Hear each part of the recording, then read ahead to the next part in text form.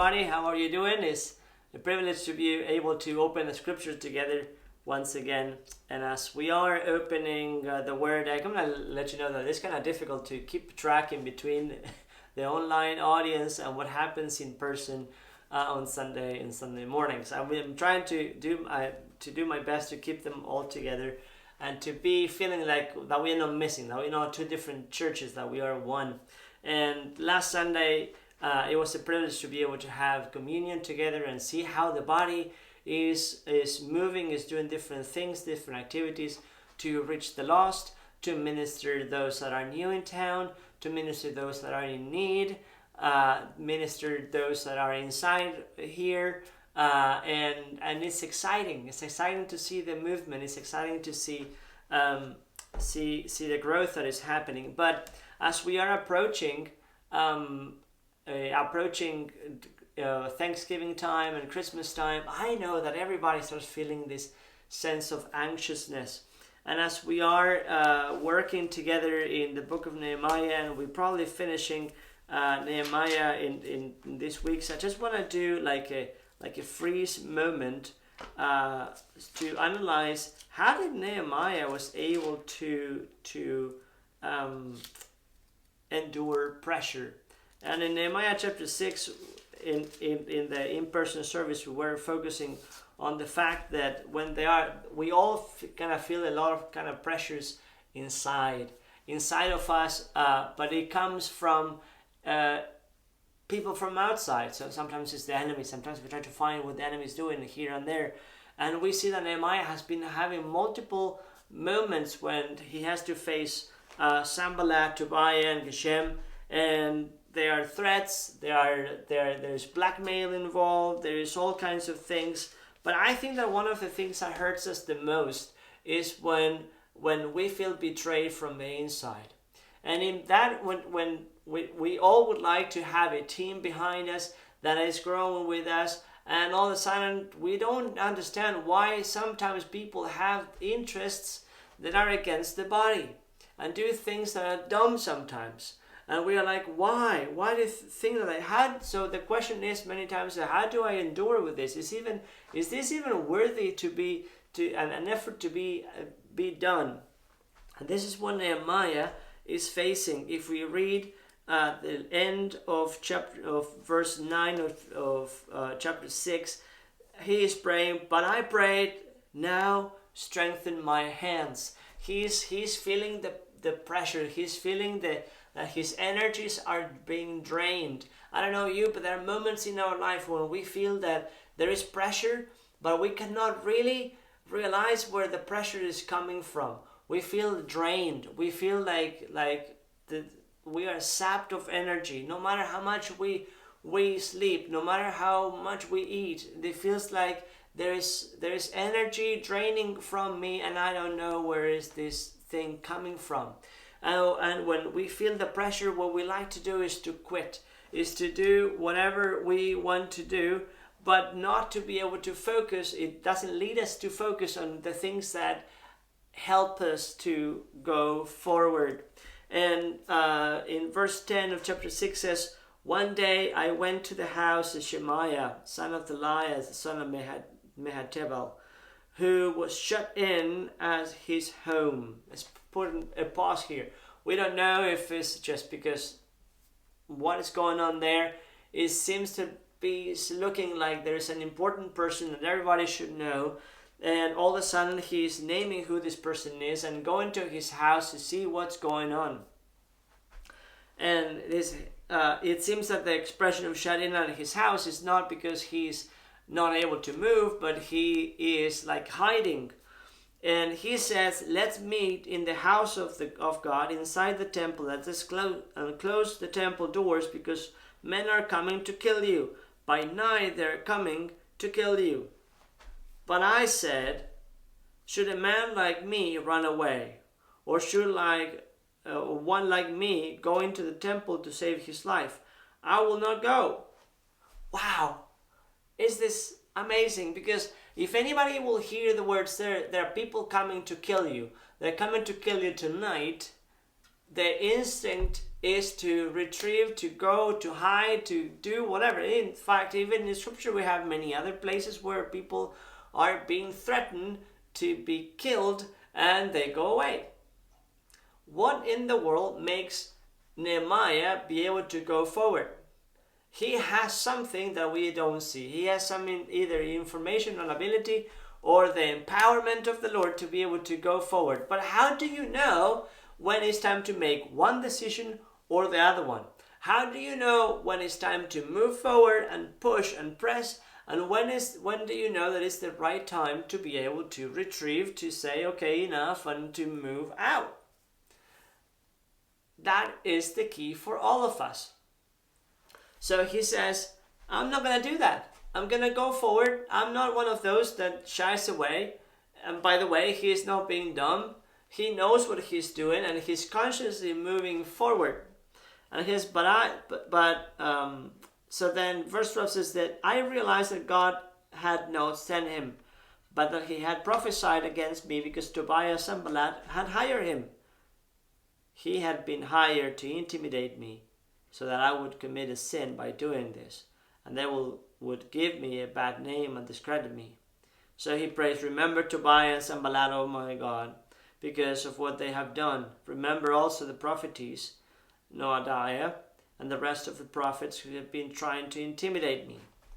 So after all, he says, okay, what now? Did he go into a hunt? No, he goes into what the next step. So the wall was completed in the 25th of Elul, in 52 days. When all our enemies heard about this, all the surrounding nations were afraid and lost the self-confidence because they have realized that this work has been done with the help of our God.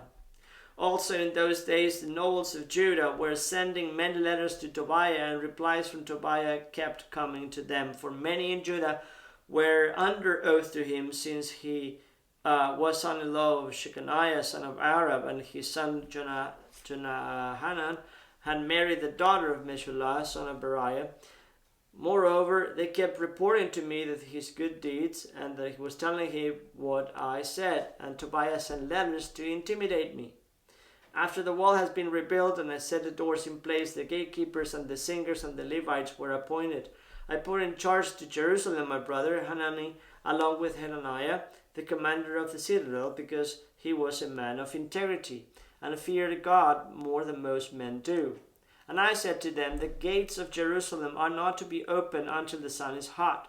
While the gatekeepers are still on duty, they have the shut doors and bar them.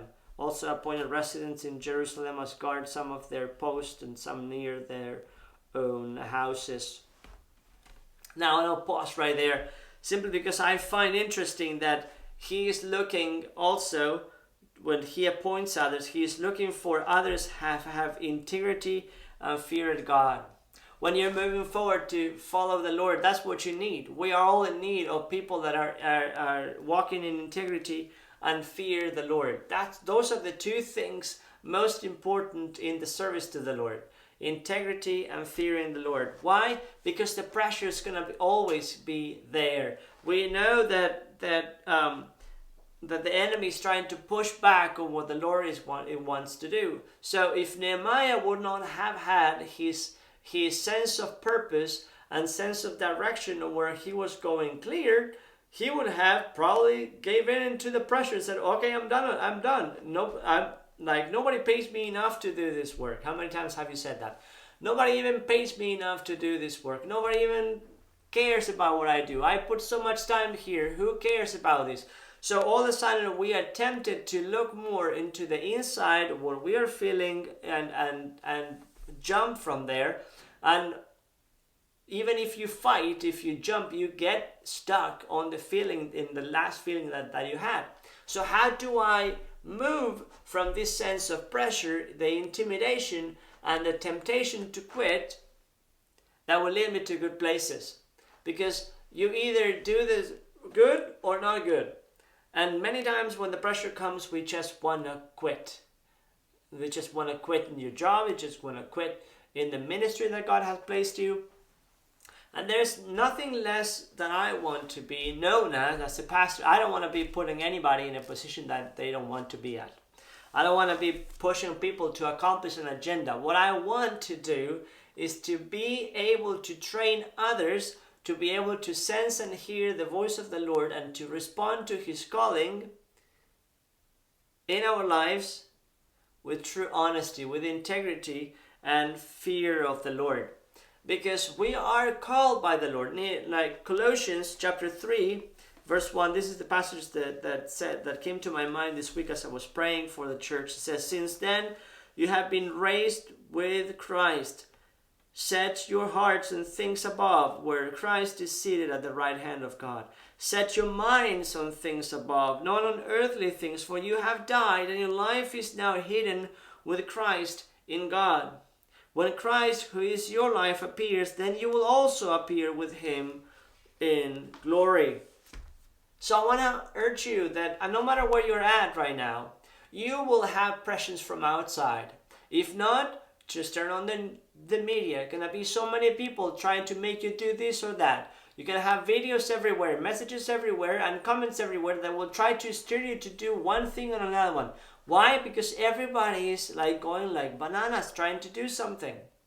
Now, you find interesting and know that those that do not know Christ will act this way, but it's kind of mind-boggling with the people that are supposing that they should be pulling on the right same direction, they're doing something different. And Nehemiah had those things too.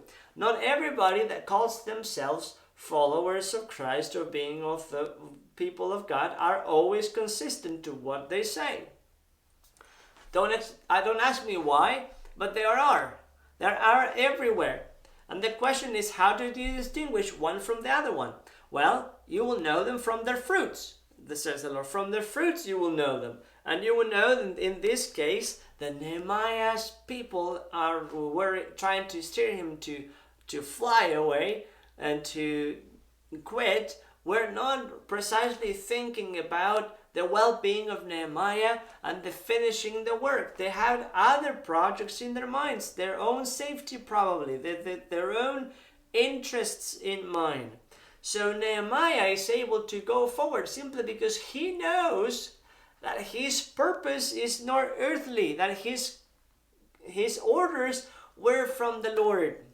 And together he's gathering those that are walking with integrity, that had not had any arrangements and commitments with people of this world or any other agenda that is personal, but those who fear the Lord. Because many times what God will put you in front of you to do is impossible to do in your own strength. And your job is not to be trying to anticipate what others will do, but try to focus your eyes on Jesus, look at Him and say, Lord, what is next? That's why he's praying, Lord, strengthen my hands. Lord, give me direction.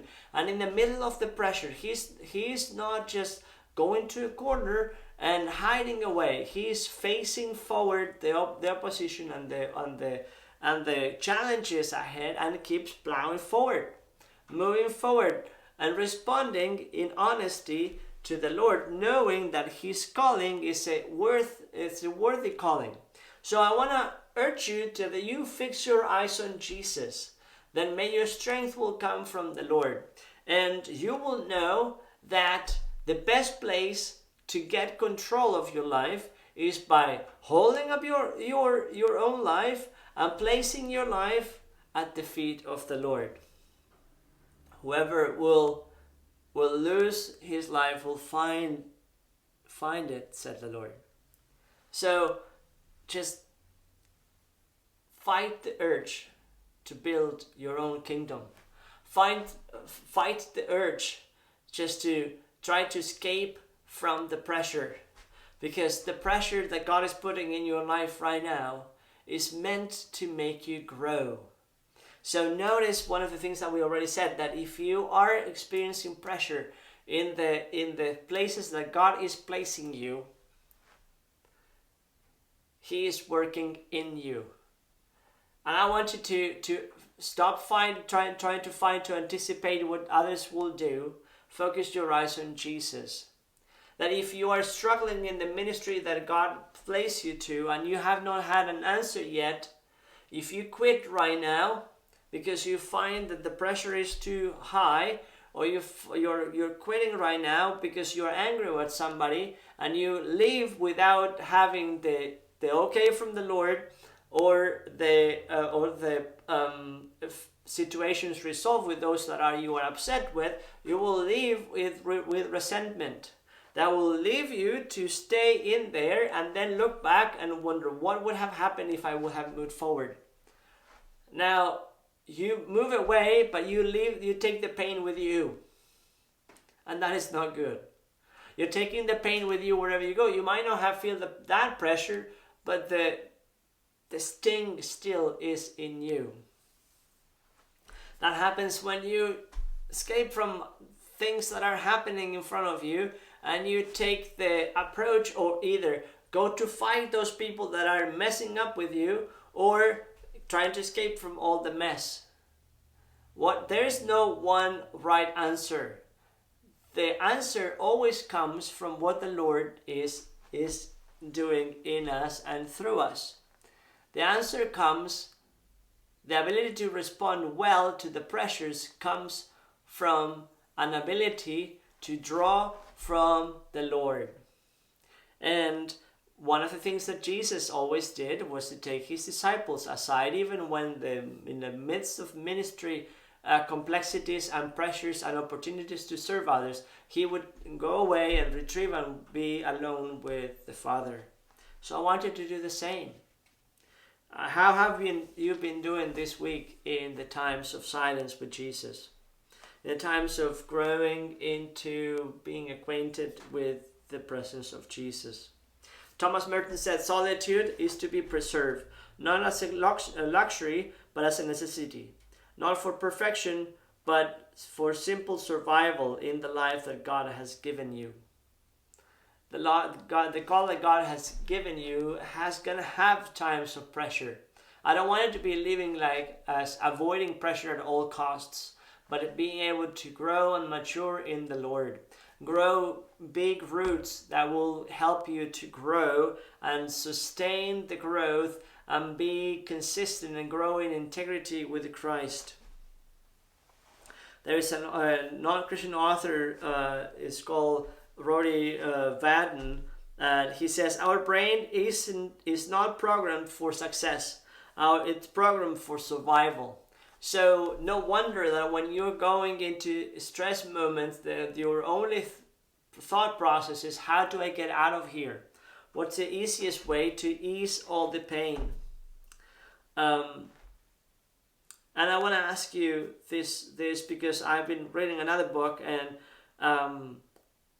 I feel like there is a need for all of us to assess what's in our hearts right now when we experience pressure, because the pressure is all external, but when you go in times of silence, do you have like a roaring river happening inside of you? Or you are just engaging with noise because you cannot take the pain that is inside?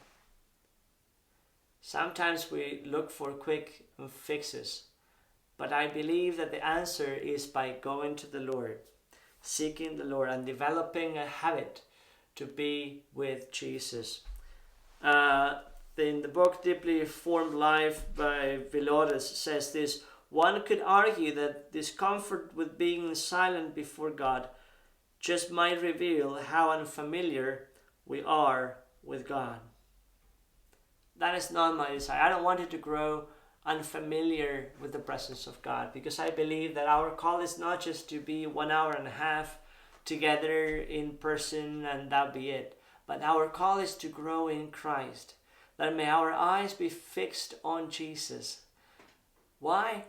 Because we have good news to the world, but good news and building a place, an environment, and the ministries that will engage to help one another, serve one another, and to serve others. It's full of people that are broken like you and me. You have bad days, I have bad days. And how do I engage with others with the pressures that everybody is going through? and still focus on what Jesus is asking us? How do we engage into the pressures that we are feeling right now when we don't have enough hands, when there's a bunch of need, and when we feel that we ought to be somewhere else, and we maybe are a little bit discouraged, maybe we are a little bit upset about some things that are happening? Where do I take this sense of this tension that I'm feeling? Where do I go when I feel that somebody inside of our camp has hurt us or betrayed us or have different interests, and instead of building is trying to discourage the building so everything falls apart? Because who knows, you might have different agenda. And with this, I'm not calling anybody, I'm just saying Nehemiah had these people. Why do we assume that everybody is gonna go in the same direction? My call for you and for me is to grow to be people that lives in integrity and in the fear of the Lord. May we fix our eyes on Jesus and develop a habit of being with Jesus, loving Jesus and engaging with Jesus so he can reveal the longings of our heart. So when we have the pressure, that we don't run because we have unresolved issues in our soul. One of the things that I've been pondering with Jesus is simply say, Lord, am I enjoying this journey? What is my anxiety and my desperation revealing? What am I trying to accomplish? What is going on inside of me? You might have other kind of pressures. And my question is, Lord, how do I pastor and pastor well? And how do I parent my sons? And how do I parent well? Maybe you are thinking so many other questions. Maybe your life is way complex right now. I'm just talking about two different issues right now. How do I grow to be a good husband? How do I develop good habits and not feel that I'm jumping all the time and running from one thing to another one? Lord, I need you. I need you. And we all need to develop habits that will help us to grow together and grow deep in Christ, so we can stand, endure, and keep on growing even amidst the difficult seasons. Everett, in the Columbian Orator from 1797, says, large streams from little fountains flow, tall oaks from little acorns grow. I don't know where you're at, but maybe you feel like you ought to be much farther in your journey with Jesus. You should be much better as a father, as a parent, as a who knows what. You all feel like we should be better. But the question is, where is my next step? Where do I go now? I wanna encourage you that you place your life at the feet of Jesus, and you stop trying to make things work. And may you be guided by the Lord to take the next step. May you be able to identify the forces that are inside of you, pulling and pushing everywhere. And may you be able to identify where is this next rage coming from, what are you upset about? And may you respond to the voice of Jesus, to his invitation to be with him. When we go in solitude to be with Jesus, we're saying, Lord, there's nothing more important than you. We are purposely abandoning ourselves from the desire to perform, from the desire to do something, be somebody, acquiring something, or saying that my time is better spent on things to do than to be with you. You know, when we put it like that way, it sounds so bad, but in practice, we not always sound so rational. We run after so many things. What are you running after? Or what are you running from? What are the pains that you still hold from things that you abandoned too early, too quickly? Where do you go to seek healing from those things? I want to ask you that you start developing habits to be alone with Jesus. It can just be by a simple discipline of spending 15 minutes a day just to be with Jesus and say, Jesus, I'm just here to be with you. Lord, I say no to all the rest of the things just to be with you. Lord, I say no to my desire to perform, to be, to please, to do whatever, to control things, to be on top of things, to catch up with things, just to be with you. And may you find that in the little whispers of the Lord, in the still, soft voice, may you find life. And a life that will keep on growing in you. Life that will sustain you. So the next time that you start feeling the pressure, you can find the guidance from Jesus. You find the healing from Jesus. You find the strength from Jesus. You find the encouragement to keep on building despite of the pressures of this world. May the Lord bless you.